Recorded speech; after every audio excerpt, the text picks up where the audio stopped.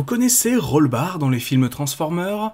Non, c'est normal, il n'existe pas. Et pourtant, on va parler aujourd'hui de son histoire et de son développement, un personnage qui aurait pu apparaître dans le 4e film, mais qui au final a été abandonné, à moins qu'il n'ait en réalité tout simplement jamais existé.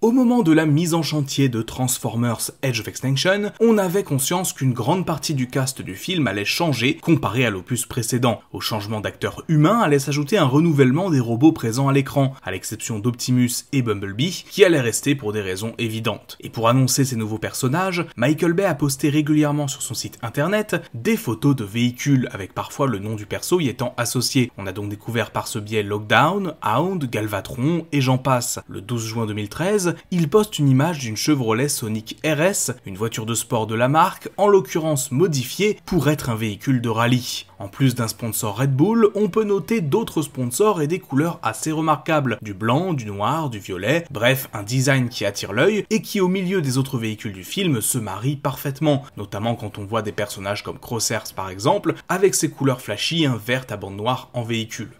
Bref, tout ça pour dire, la question principale qui se posait chez les fans à l'époque, c'était de savoir quel personnage cette Chevrolet pouvait bien être. Tout le monde y va de sa petite théorie. Cliffjumper, Hotshot, Gears, autant de noms qui circulent et pendant ce temps, on en apprend plus sur cette voiture. Elle sera le véhicule conduit par Shane, le petit ami de Tessa, caractérisé comme un pilote de rallye professionnel. C'est littéralement comme ça d'ailleurs que le personnage est introduit, c'est un pilote. Point. Bon, accessoirement un pointeur, mais ça c'est un autre débat. Donc bien sûr, pour un pilote, il faut une voiture. On se demandait alors si cette dernière allait être un véhicule ordinaire ou bien un cybertronien, ayant pris pour mode alternatif une voiture de course. Après tout, ça n'aurait pas été une première, même pour les films Transformers. Au fil des semaines, alors que la campagne marketing du film se déploie, plusieurs clips promotionnels sont réalisés, avec notamment l'un d'entre eux, mettant en avant les Chevrolets du film, laissant sous-entendre que ce véhicule est un Transformer, mais aussi la gamme de jouets de Edge of Extinction, qui inclut 2 figurines avec ce mode alternatif, un Deluxe et un One Step, et dans les 2 cas, ils portaient le même nom, Rollbar. On avait donc enfin un nom à mettre sur ce personnage et sur ce véhicule, Rollbar, nom précédemment donné à un Autobot se changeant en Jeep dans la G1, un Decepticon de Robots in Disguise en 2001, ou encore plusieurs figurines dans la gamme Revenge of the Fallen. Même si son jouet était uniquement un repaint de Skids de la gamme Generations, nombre de fans avaient en tête cette idée selon laquelle cela confirmait la présence du personnage. Même son de cloche du côté de TFW 2005, site de référence sur Transformers, dont un article indiquait aux fans de bien regarder les clips promotionnels du film où on voyait la voiture sans conducteur. Puis arriva la sortie du film, où la première apparition de ce véhicule a lieu au bout d'une petite heure environ, lorsque l'unité Cemetery Wind attaque la maison de Cade. On le voit alors arriver au large de la propriété, sans conducteur là encore. La première fois que j'ai vu ça, je m'étais dit que ça y était, on tenait notre nouvel Autobot. Sauf que, premier point, quelques instants après,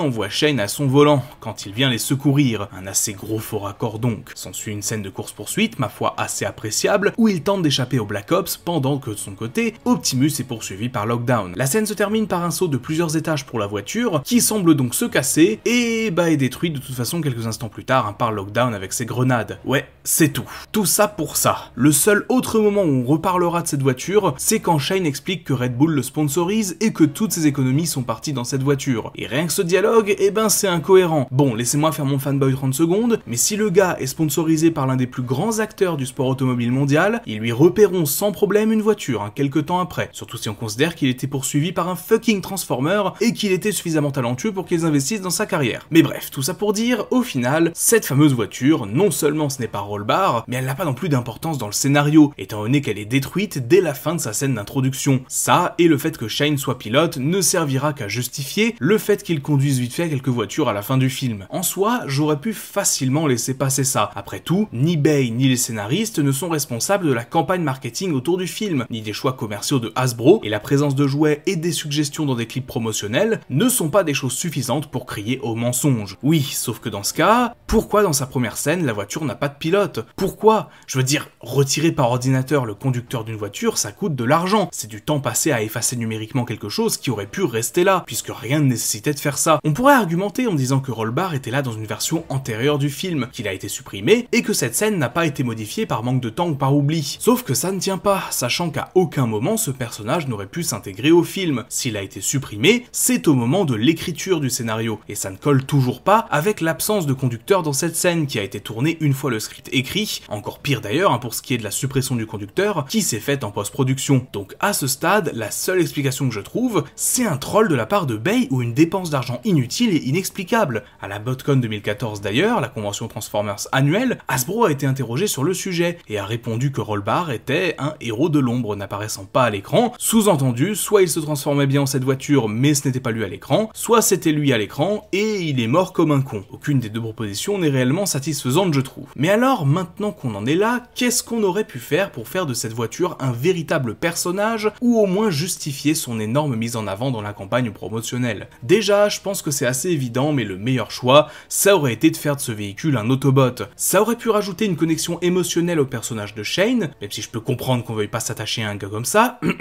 mais dans l'idée, ça aurait été intéressant, avoir un petit Autobot supplémentaire remplaçant Bumblebee en quelque sorte dans le rôle du personnage proche des humains, un peu à la manière de Mirage dans Rise of the Beast. On peut toujours argumenter en disant que ça aurait réduit le temps d'écran déjà pas énorme des autres Autobots, et c'est un faux dilemme pour moi. Rien que les quelques scènes que les humains auraient passées avec lui, avant de rencontrer Hound, Crosshairs, Drift et Bumblebee, auraient suffi à créer un minimum d'attache, et on aurait pu le garder comme personnage récurrent par la suite. Il aurait d'ailleurs fait un bien meilleur remplaçant à Bumblebee dans la bataille finale contre Lockdown, tout en accomplissant le parcours de Shane, qui utilise sa voiture pour vaincre le méchant auquel il avait échappé au début du film. Par ailleurs, scénaristiquement parlant, on aurait pu, dans une version alternative, soit avoir Shane qui savait déjà que sa voiture était un cybertronien, soit on aurait pu révéler l'identité de ce dernier pendant la course-poursuite contre Lockdown, ce qui aurait rajouté un petit twist sympa.